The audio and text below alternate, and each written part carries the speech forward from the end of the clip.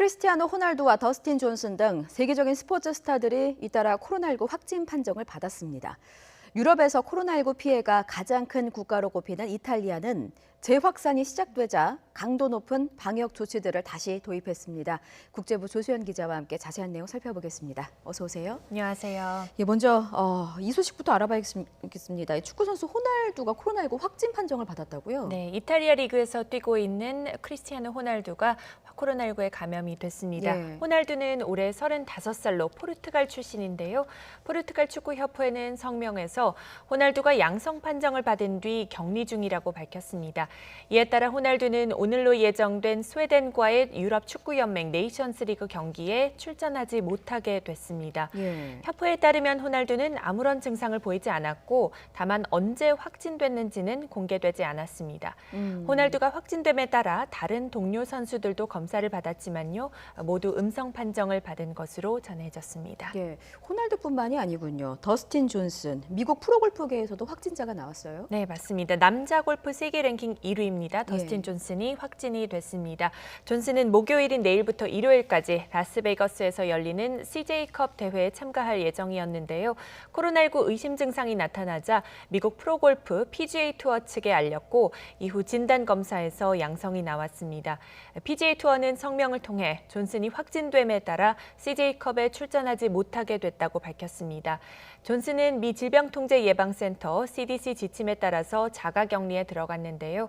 이번 경기 출전을 많이 고대하고 있었던 만큼 실망감도 크지만 최대한 빨리 복귀할 수 있도록 전력을 기울일 것이라고 말했습니다.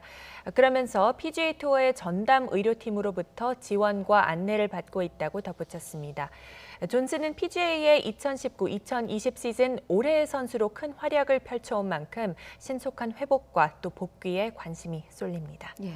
계속해서 유럽으로 가보겠습니다. 이탈리아에서 코로나19 재확산이 시작이 됐는데 다시 고강도 제한 조치가 시작됐다고요? 네, 이탈리아 정부가 오늘부터 적용하는 새로운 코로나19 행정명령을 발표했습니다. 예. 지난주 시행된 전국적인 마스크 착용 의무화에 이은 후속 조치입니다. 세부 내용을 보면요. 우선 실내외에서 모든 사적 파티가 금지됩니다. 결혼식이나 설의 성사, 장례식 등의 참석 인원은 30명 이하로 제한이 됩니다. 또 집으로 6명 이상의 외부 손님을 초대하는 식사나 모임도 자제하도록 권고됐습니다. 예. 그리고 음식점과 주점은 자정까지만 영업이 가능하고요. 실내외 무도장과 나이트클럽은 기존처럼 그대로 폐쇄됩니다.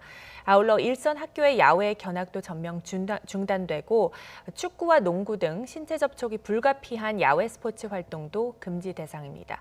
스포츠 경기의 경우 입장 가능한 관중 규모가 전체 좌석 수의 15% 이하로 제한되고요. 어떤 경우에도 1,000명을 넘으면 안 됩니다.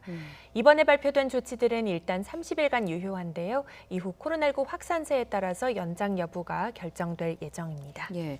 그렇다면 전국적인 봉쇄로 회귀할 가능성에 대해서는 어떻게 보고 계십니까? 네, 이탈리아 정부는 일단 지난 3월부터 5월까지 시행했던 전국적인 봉쇄는 다시 고려하지는 않겠다는 입장입니다. 예. 주세페 콘테 총리는 기자회견에서 이번 추가 조치는 전국 봉쇄를 피하고 경제 활동을 유지하기 위한 불가피한 방역 대책이라고 설명했습니다. 특히 가정 내 파티나 모임이 바이러스 확산의 진앙이 될 수 있다며 정부의 방역 조치를 충실히 이행해달라고 당부했습니다. 그래서 현재로서는 전국적인 봉쇄로 회귀할 가능성은 예. 좀 낮다고 볼 수가 있겠습니다. 그렇군요. 13일 하루 동안 이탈리아의 신규 확진자 수는 5,900여 명이었는데요. 1차 바이러스 확산의 정점으로 꼽힌 지난 3월 말 이래 최대치를 기록했습니다.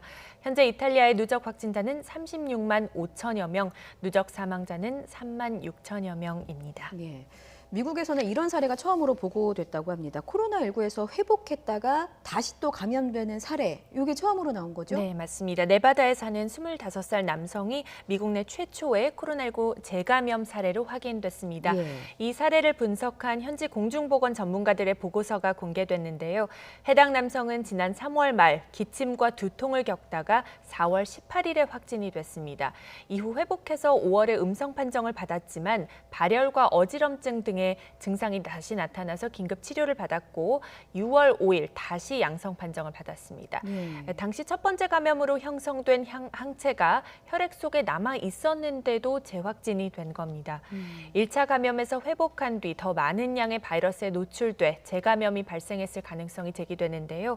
보고서는 두 번째 감염 때 증상이 훨씬 더 심각했다고 설명했습니다. 현재까지 한국을 포함해 전 세계에서 20여 건의 재감염 사례가 보고됐습니다.